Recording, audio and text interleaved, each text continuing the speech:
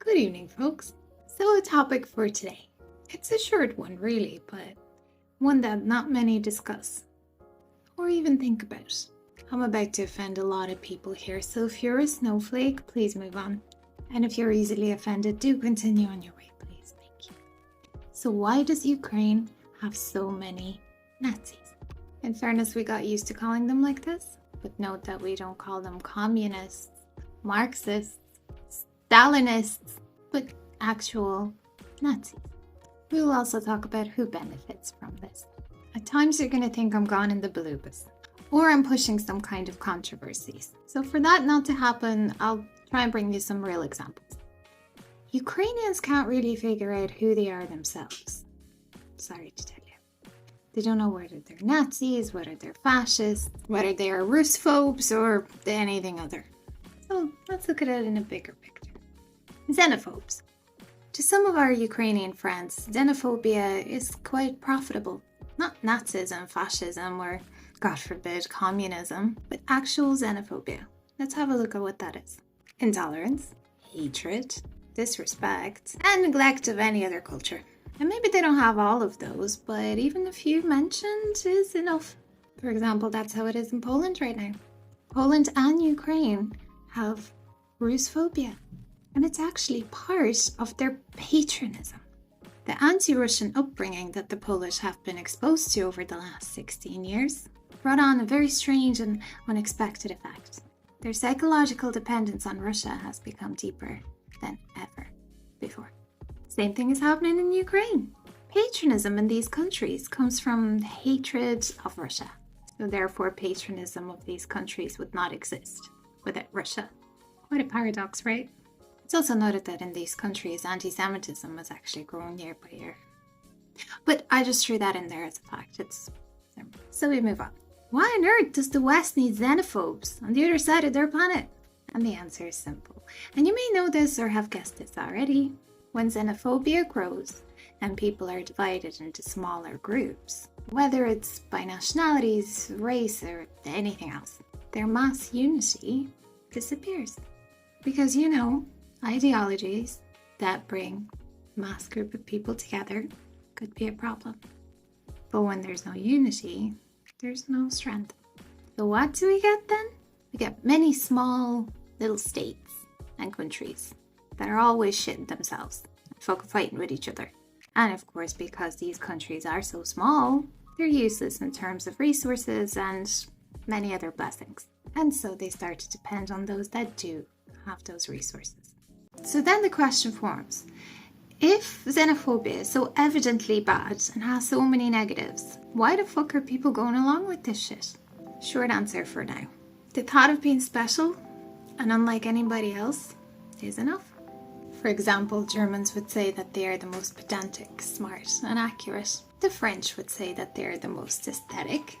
But then of course the Italians will say, no, we are the most aesthetic.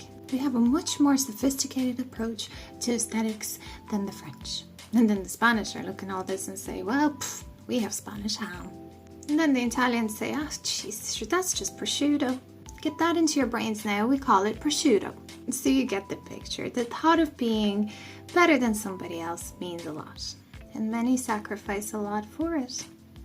Winston Churchill's Morgenthau plan was to divide Germany into 3 sovereign states. North Germany, South Germany, and International Germany.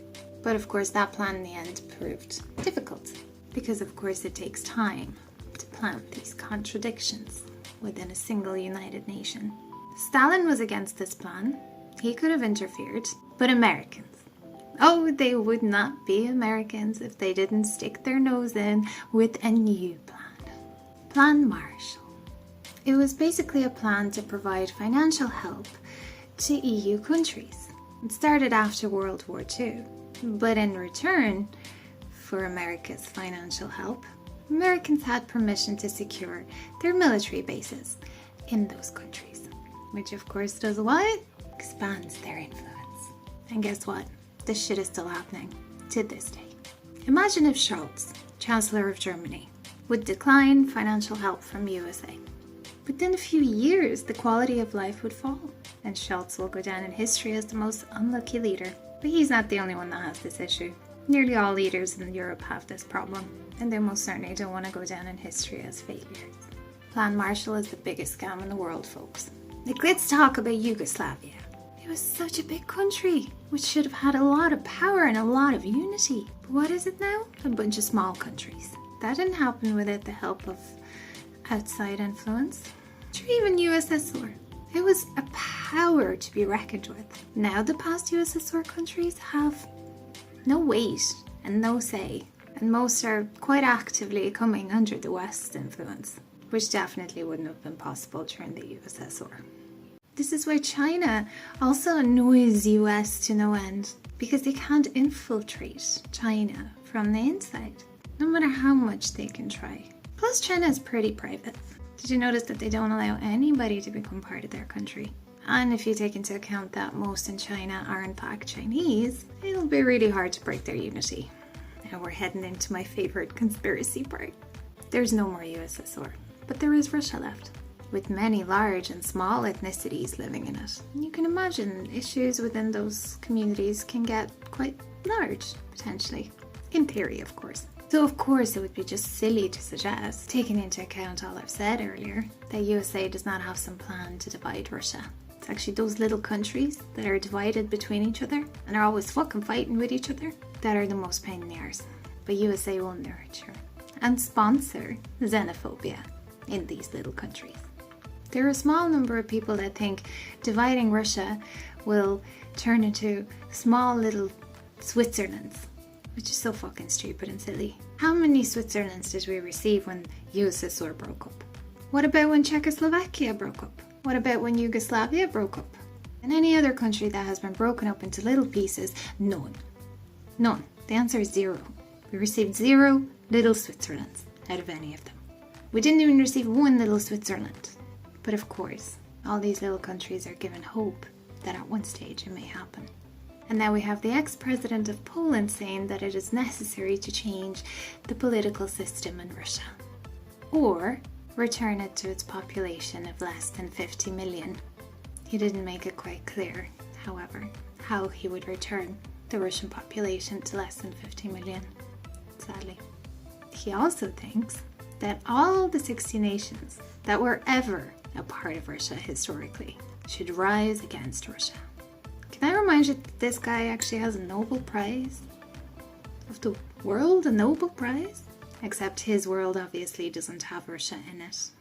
And although USA will say that it does not get involved in sovereign nations' politics, it is in fact something that they are extremely good at. Something that they are now doing in Ukraine. They have had so many involvements that if I start reading them, an hour wouldn't be enough. Tell me what this fact is worth to you.